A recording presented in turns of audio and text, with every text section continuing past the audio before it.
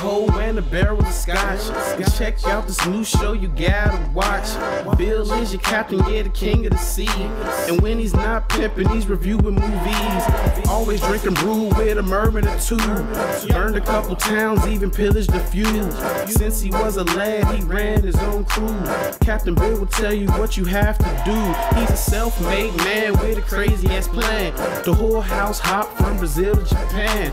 Messing around raw, got the crabs in the clam. From the same chick who got loot locked to the land. She robbed him for his gold and she buried his sand. Paul is a parrot that thinks he a man. Whatever Bill say, yo, we down with the plan. No wonder why the crew's always in a tight jam. Give me timbers.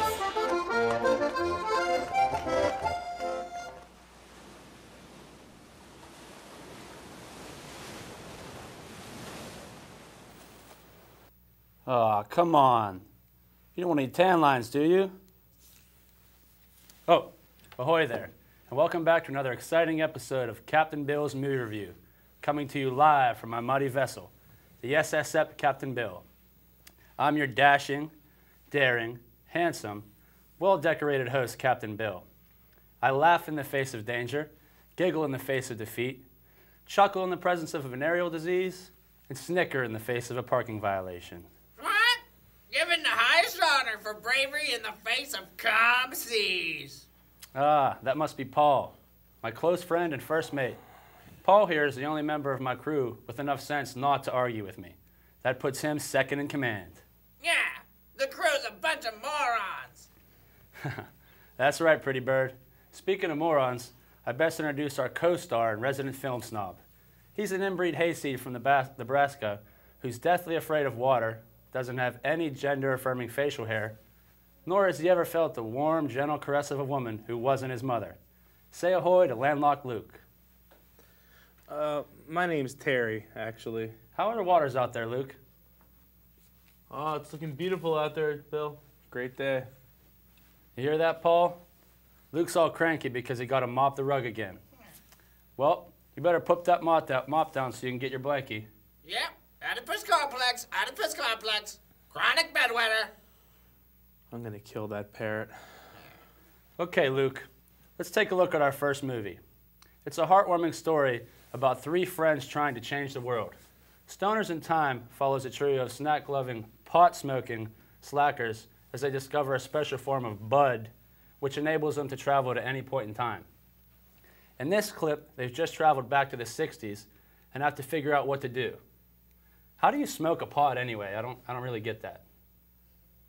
You do realize that pot is marijuana, right, Bill? You hear that, Paul? Luke says he misses his mama and needs to change his diaper. Well, drop your mop, Stinky. We'll fix you up while we take a look at our first clip from Stoners in Time.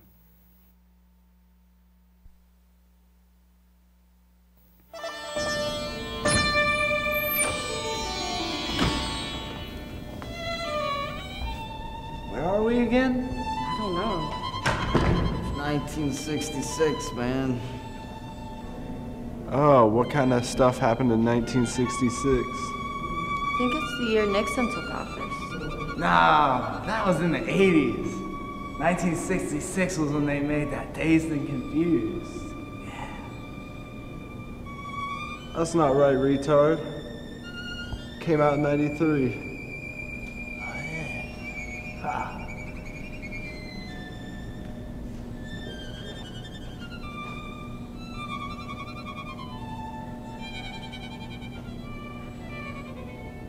Well, judging from the teeth of these people, I'd say we're in London.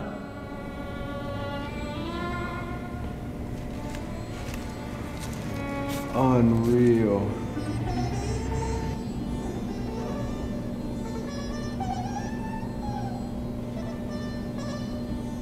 Guys, I think I just saw John Lennon.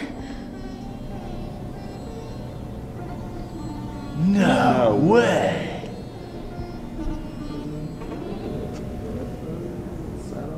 Whoa!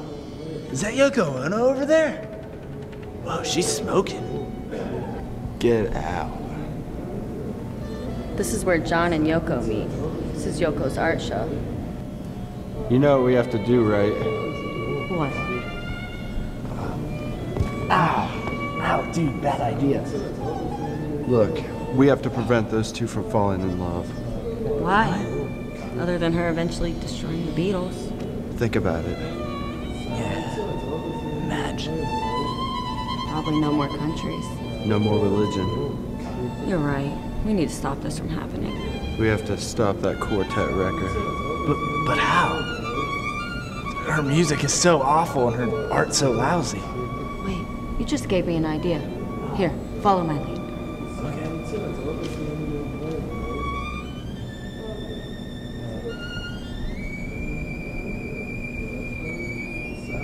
Excuse me, Miss Ono?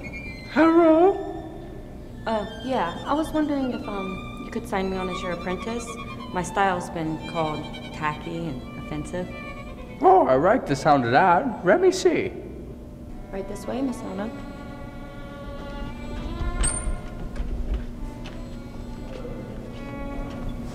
Dude, totally not smoking.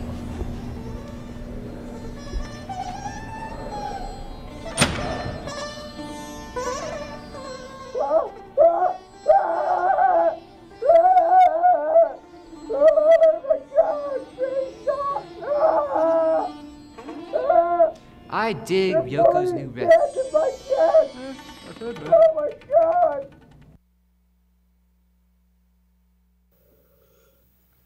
Ugh, what a melange of stupidity and uninspired mediocrity.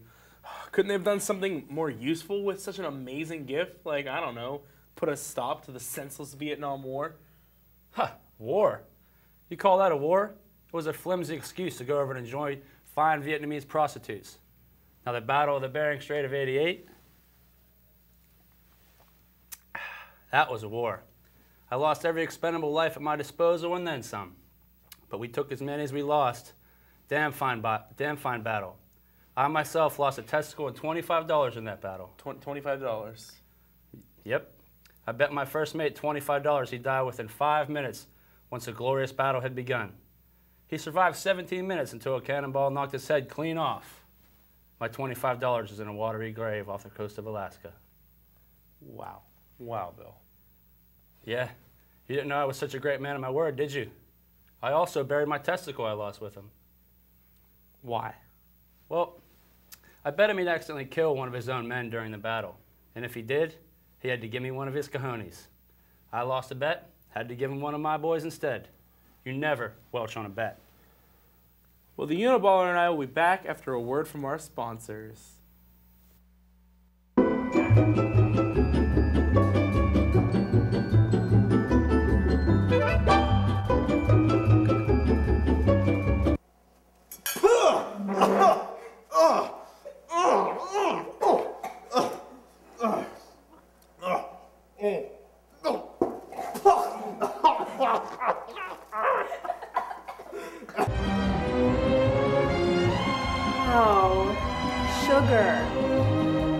Stay tuned after Captain Bill to watch the classic Curse of the Catwoman by German expressionist director Günter Schoberg, made in 1917. This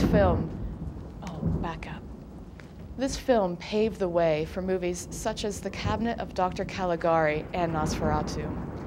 The Curse of the Catwoman, coming up next on Vajir's Vault of Horror.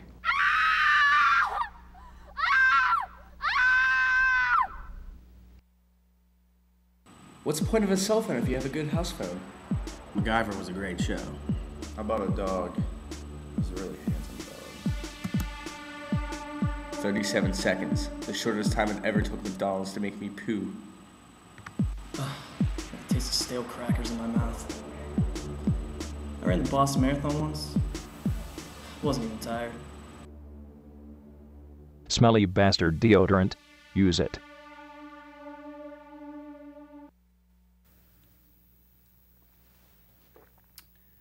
We're back and ready to take a look at our feature of the week. Good Old Boys has generated more buzz than a bag filled with airplane glue. It has won scores of awards and, more importantly, has garnered the most prestigious award in film, the Captain Bill's Movie of the Week.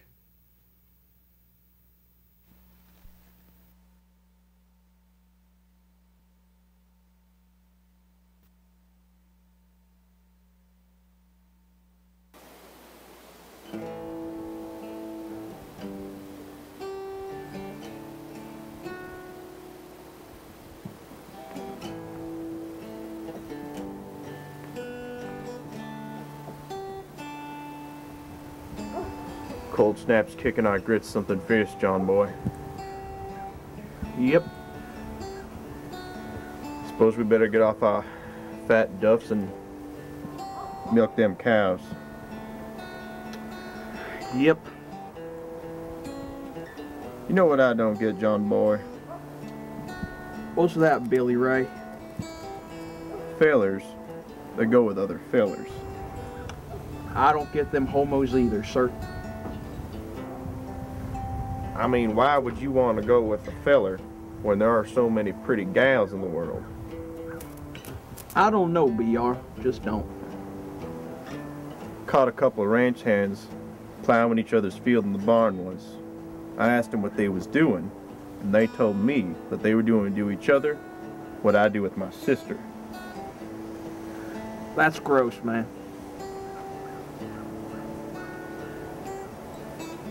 I don't even have a sister. Yep. What's on the schedule for today there, John boy? Gotta go fix that there tractor, Billy Ray. Could we be more stereotypical, John boy? What means you, Billy Ray? Well, sometimes I can't help but feel that we conform to a certain ideal that people have of folks like us. Being a couple hicks, sitting in our rocking chairs on our porch, milking cows and fixing tractors, doing scandalous things with our relatives and ranch animals, uneducated, racist, and inbred. You had me until the whole incest thing there, Billy Ray. As far as I see it, our fathers were ranchers, their fathers were ranchers, and our forefathers have probably been ranchers since this land was a country.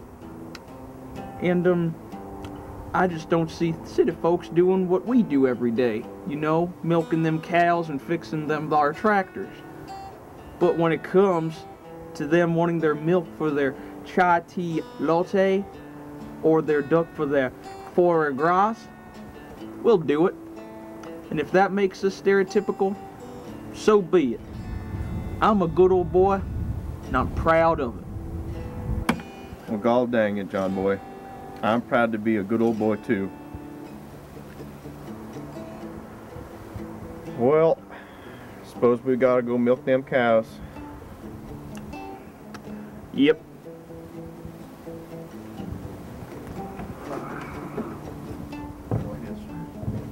Welcome.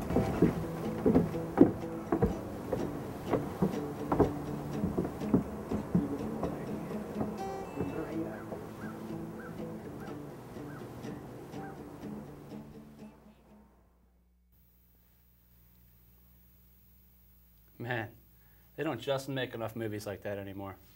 What are you talking about? That movie is about guys, two old farts that don't understand pop culture. There's nothing to it. Oh, I don't get the internet.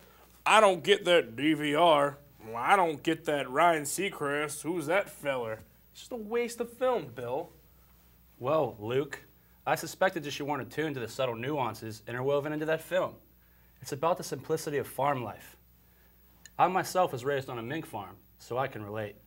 All 18 kids always had the nicest winter coats. Too bad we can't get that director on the show so we could ask him what a hack he is. Yeah, it would be nice to have that fellow on the show. Tell him how right I am. We should have brought him down here. In fact, why didn't we? Don't you remember? We swore we'd never have guests on the show ever again after the last time. I think it was back in the 80s.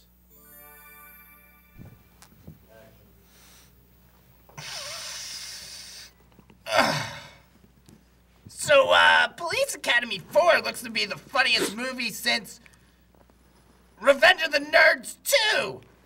Motormouth Jones is a comedic genius. Oh, that movie sucked. Police Academy's just another vehicle for Reaganomics. Yeah, about that. Bill figured you'd say that, so he invited the movie's director here to discuss the delicate subject matter of law enforcement. Please welcome to the show, David E. Atwood, Jr. How's it going? Pleasure to be here. First Mate Paul, how's it going? Where's the mighty captain at?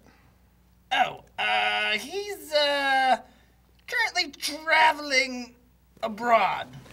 In other words, he wandered off in a stupor last week, and we haven't seen him since, despite numerous phone calls. Some cocaine? Oh, yes, thank you. So, David, tell the Wild Rebel here that he's wrong. You're wrong? Great. Well, thanks for stopping by. You can pick up your Captain Bill Trapper Keeper on the way out. Hold on a second. Wait, I thought we were going to talk about his movie. What happened to discussing the delicate subject of law enforcement? Yeah, I was looking forward to that, actually. Yeah, look, Atwood. I'm sure Luke here would love to listen to you drone on about motivating Bobcat Goldthwait, but I've got better things to do. I didn't even want him on the show in the first place. Wasn't this Bill's call? So what if he did? Put a sock in it, Luke.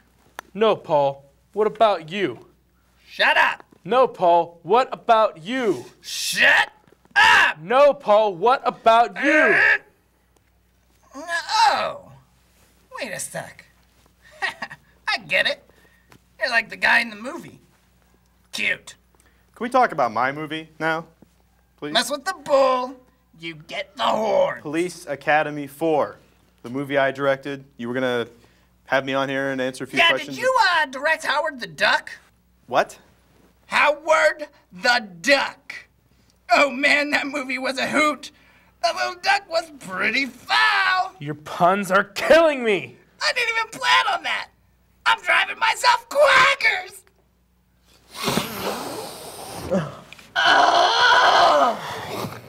Oh God, yes.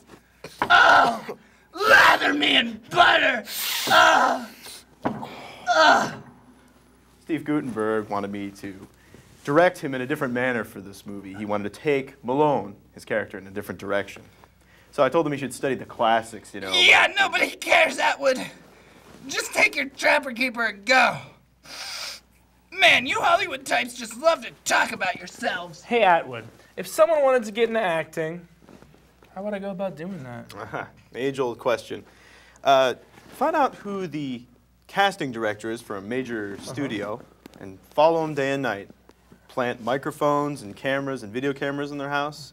And then one day, accidentally run into him about 5 times. And on the 5th meeting, tell him an actor, and they'll give you a job. Of course, if that doesn't work, you could always share some really personal information only a stalker would know. I hear that's how Judge Reinhold got his start. Hey, isn't that the same way Bill met his 4th wife 2 wives ago? Oh, what about the Captain Bill movie? I beg your pardon? Clearly, there needs to be a movie about Bill. Why hasn't anybody made it yet? Because no one's interested in watching a movie about a beach bum with syphilis and lousy taste in movies. That sounds pretty good, actually. There's so much more to Bill, Luke.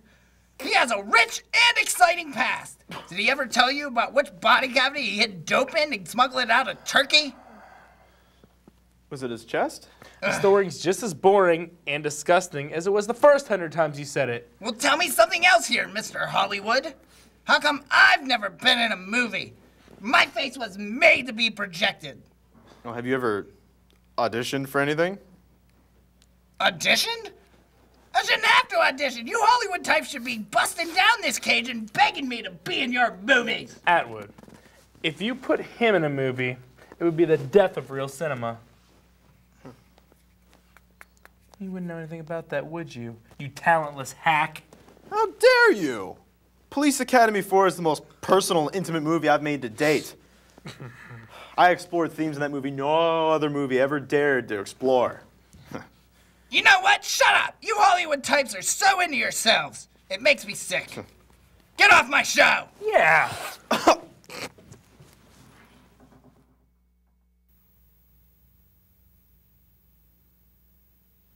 No, I don't remember that. I think I was being a backup singer for Cyndi Lauper when she stopped in Bangkok. The True Colors tour. Man, we acted so crazy back then. Those Hollywood types are such bad influences, though. Well, if we did have a guest here today, it would be the director of Good Old Boys. Yeah. and he'd tell you how wrong you are and how inferior your taste in film is. Let's take a quick commercial break, and we'll be back with more of our final movie.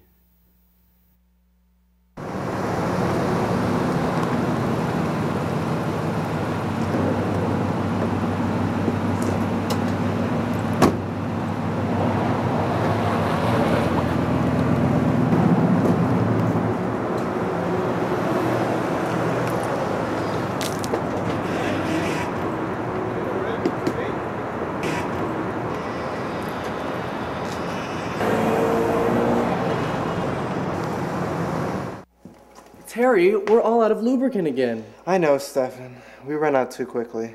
It would be nice if someone would create a personal lubricant for men like us. How many times has this happened to you? Plenty. Then you need new Astrolube, the only intimacy lubricant made specifically for gay men. The regular brand isn't thick, unlike Astrolube, which reduces wear with viscosity stability and provides superior performance. And no other personal lubricant comes in 5-gallon quantities. Thanks, Astrolube.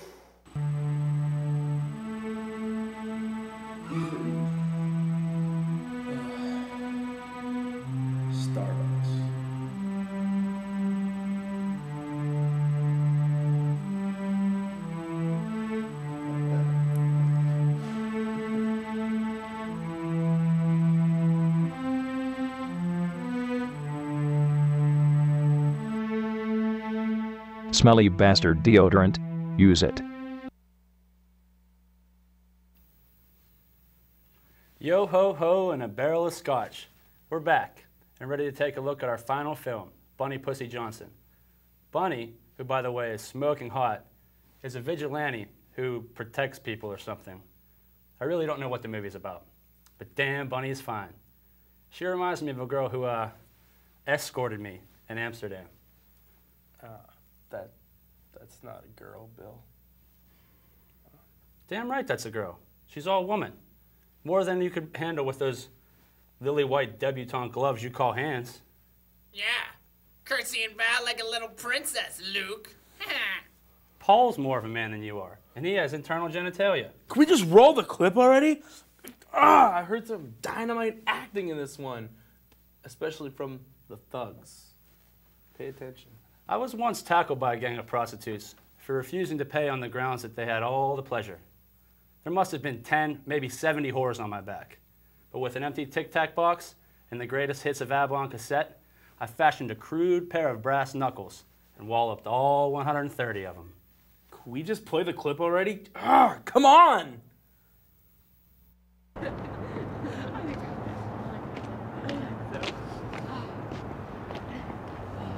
I just don't think that doing an all-girl dance with the odd couple is a good idea. It's good like a stereotype. You worry too much. People are different these days. That's a good point.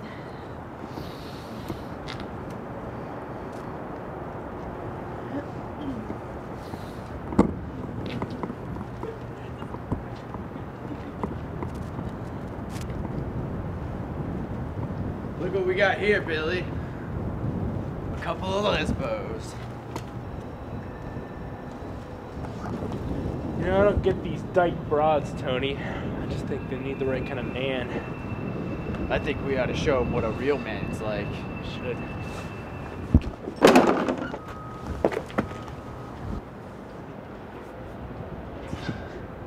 Look at that, Tony. Must be a butch fest in town.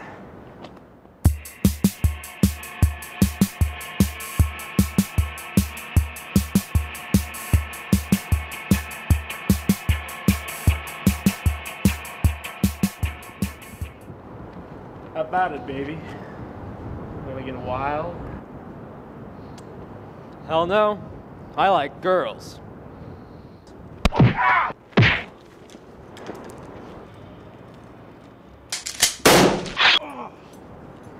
Action.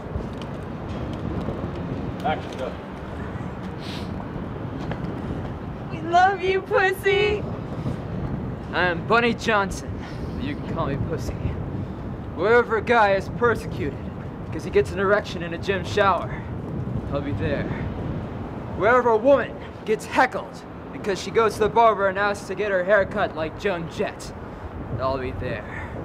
Wherever somebody can't decide what public bathroom to go into in fear of getting their ass kicked, I'll be there. Meow.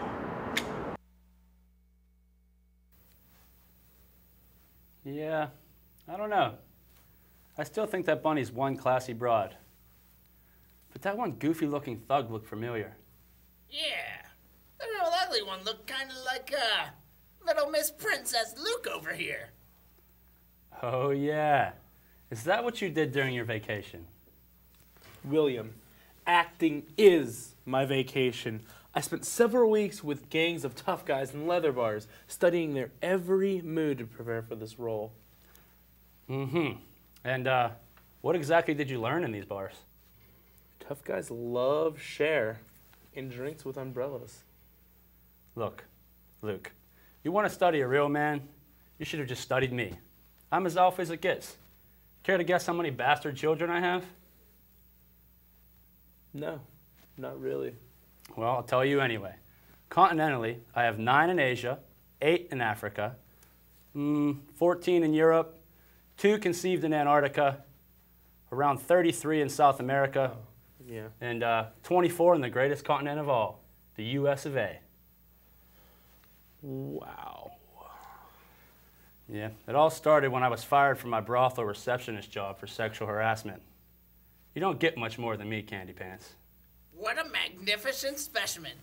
Go buy some Tampax and start taking notes, Tiffany. Cram some stuffing in it. I'd eat you myself if I wasn't going to get such a disease from your cracker-eating, feather-brained, one-eyed idiotness. Shut up. Yeah.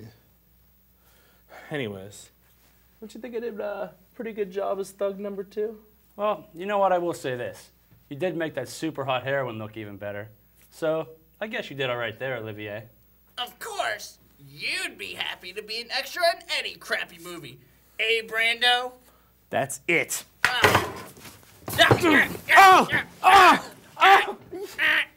Well, that about does it for this week.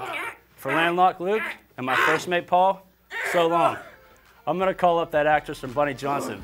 I'd love to father some illegitimate kid or two with her. To that parent